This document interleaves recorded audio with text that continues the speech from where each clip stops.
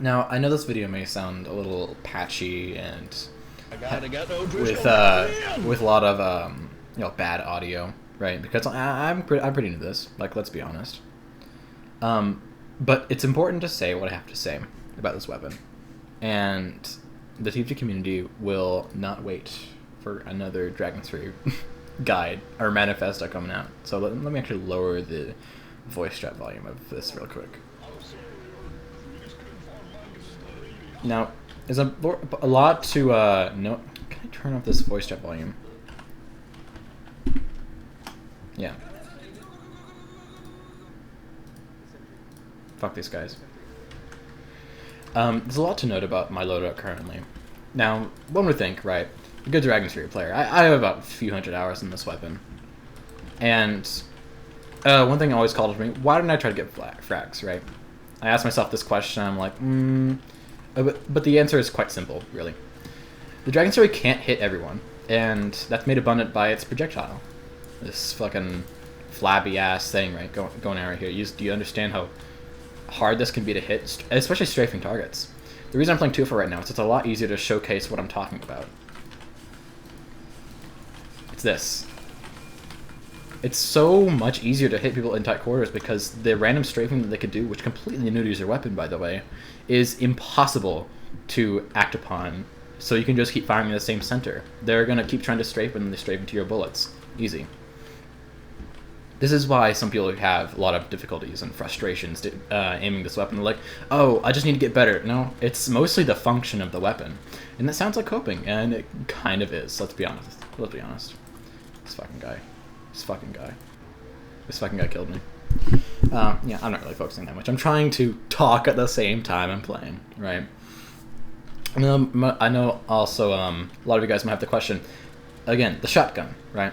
The Dragon Series is just a fire shotgun, right? No, that couldn't be further from the truth. And not like I'm going to shame anyone to think that way. It's all the video guides have told you, but they're all wrong. And I'm going to say with complete confidence here because this weapon can hit strafing targets reliably. And if you can do it, it'll do more damage than the Dragon Fury, actually. Of course, my aim isn't the best with it, but it's only as good as what a shotgun player is going to actually get good at, which is not too well for me. And, okay. So, I feel like I should talk about this, but... gas passer, okay, believe it or not, you can do some good with the gas passer. If you're in a huge area where letting everybody on fire is not a guarantee, and there's also a few pyros in there, but your entire team's firing at this like group of enemies, right? Throw the gas passer on there, and every single enemy, including those who are firing, except for Darwin's Dangerous Shield Snipers, fuck you, will be on fire, and you only have to hit center mass shots instead of having to ignite them, especially pyros. Oh my god, this is really important for pyros. I will also note that this power jack is really important. Yeah, and you can do back scratcher, but power jack is important when you have to go places all the time. And in this game, it's almost always important. But if you're more relying on positioning, if you have to position in this general area, if you're camping on an area with enough health back, you have to use this. Or you don't have to, right? Because you can escape easier with this. But this is more reliable for keeping an actual pace. That matters. But for the sake of the experiment, oh, fucking god. I'll use this. Why not? Means I can't do this anymore.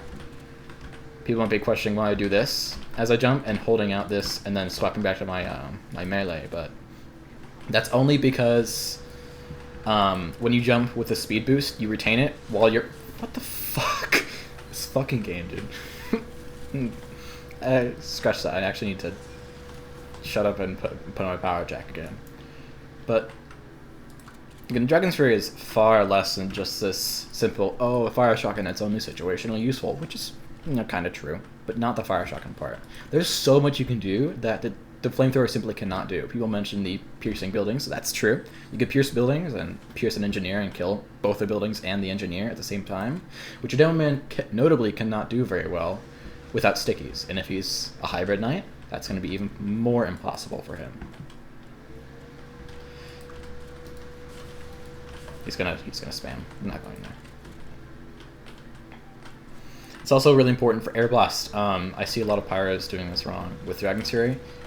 is you really with your Dragon Sphere, you always gotta wait for the air blast. Almost all the time, it's not worth it to fire a shot and risk eating 80 damage from even just 80 damage from a rocket.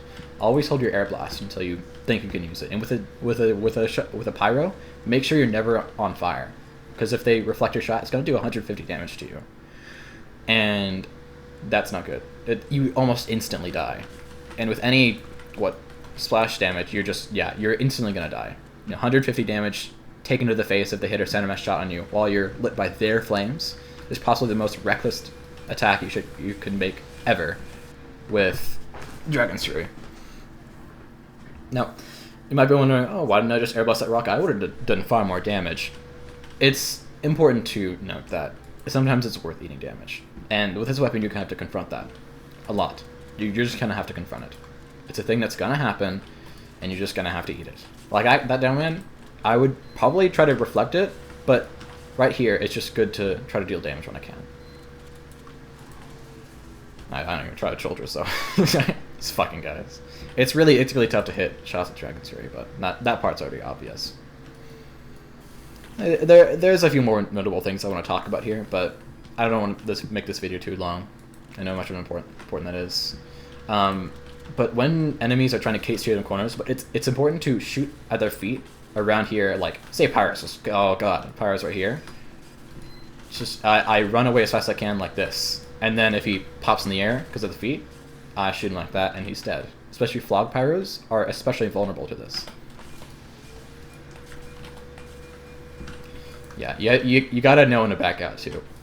The Dragon's Fury is really easy to get humiliated with. Like I'm really serious about that. Come on. Yeah. Yeah, whatever.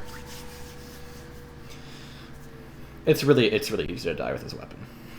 Far less easy to die with the it's far less easy to die with the stock flamethrower, and that's just an undeniable truth. The stock flamethrower has more reliable damage. It's gonna have less damage, but you're just not gonna miss some things. And even though the flamethrower has a mechanic where you deal more damage the more time you hover on a hard target with consecutive flames, there's still a high likelihood that you just miss. What the fuck?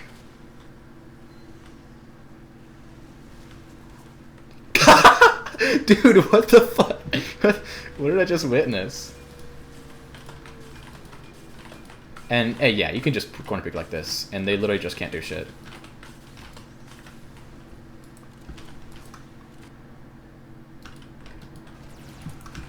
Shotgun is good for that.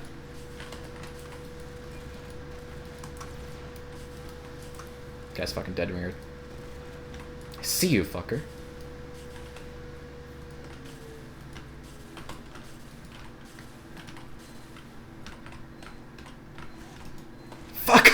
Fuck. Whatever. Yeah, that's about all I have to say. Yep. See you guys.